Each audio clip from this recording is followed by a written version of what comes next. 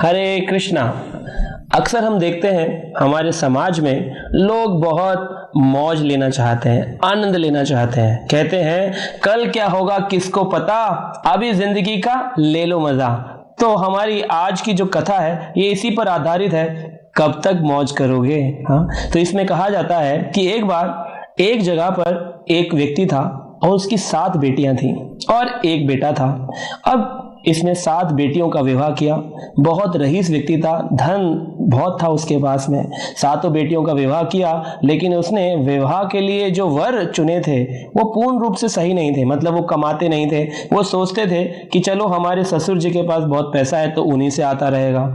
तो वहां तक तो ठीक था, लेकिन एक दिन वो सारे के सारे छुट्टियों में आए और जब साथ में रहे अपनी पत्नियों के साथ में उनके मायके में, तो उनको इतना अच्छा लगा वहां का आराम, वहां की लग्जरी। उन्होंने कहा बस यही स्थान है जहां पर हम अपना समय आजीवन काल गुजार सकते हैं और यहाँ पैसे की कोई कमी नहीं है।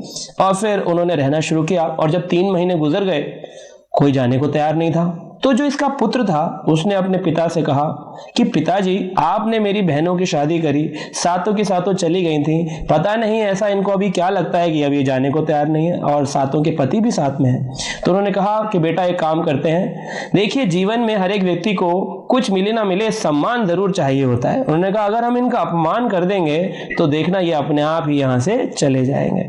तो उन्होंने अपमान के लिए क्या किया कि पहले दिन खाने में जो था उनका प्रसाद, उसमें से नमक कहा आज नहीं डालेंगे। देखते हैं ये लोगों को अपमानित महसूस होता है या नहीं। और जब नमक नहीं डाला गया, एक व्यक्ति को बहुत अपमान लगा। उसने अपनी पत्नी को लिया और कहा हम जा रहे हैं, जब नमक भी नहीं देते खाने के लिए ऐसी जगह कौन रहेगा। लेकिन 6 जो थे अभी के अभी विराजमान थे, जाने को तैयार नहीं थे। उसके बाद दूसरे दिन उन्होंने कहा कि आज हम रोटी नहीं देंगे, बस चावल और दाल से गुजारा करो। और ऐसे ऐसे करते करते किसी दिन सब्जी, किसी दिन खाली जल, ऐसे करके धीरे धीरे सब अपमानित महसूस करते रहे और चले गए। लेकिन एक आखिरी वाला इतना ज्यादा ढीठ था कि वो जाने को तैयार नहीं था। उसने कहा कि नहीं भाई, कुछ मिले ना मिले कम से कम रहने को तो आसानी से मिल रहा है, मैं जाऊंगा मेरा खर्चा होगा। तो उसने वहां रहना शुरू कर दिया और कहा अपनी पत्नी से मैं आजीवन काल तक यहीं रहूंगा। उसकी पत्नी ने कहा ठीक है रहिए। लेकिन जो पुत्र था उसने कहा कि अरे भाई जीजा जी, आप तो यहाँ आके बस गए। अपने पिता को बोला पिताजी कुछ करिए। तो इसकी पुत्र ने पूछा पिता से, पिताजी जीजा जी तो यहीं आकर बस गए, अभी इनके लिए क्या किया जाए। तो पिताजी ने कहा चिंता की कोई आवश्यकता नहीं है, हम एक प्लान बनाते हैं। उन्होंने एक प्लान बनाया और कहा कि चलो आज रात को इसको काले कंबल में अंधेरे कमरे में डंडों से मारा जाए। और उसको अंधेरे कमरे पे उसके ऊपर काला कंबल डाला गया और दोनों ने मिलकर डंडे से उसकी इतनी पिटाई करी, वो बोलने लगा मुझे छोड़ दो, मुझे छोड़ दो, अब मैं चला जाऊंगा, मैं चला जाऊंगा, मैं चला जाऊंगा। और फिर वो दूसरे दिन चला गया। तो इस तरह से उनको उस घर से भगाया गया। तो आप कहेंगे इस कहानी से हमें क्या शिक्षा मिलती है?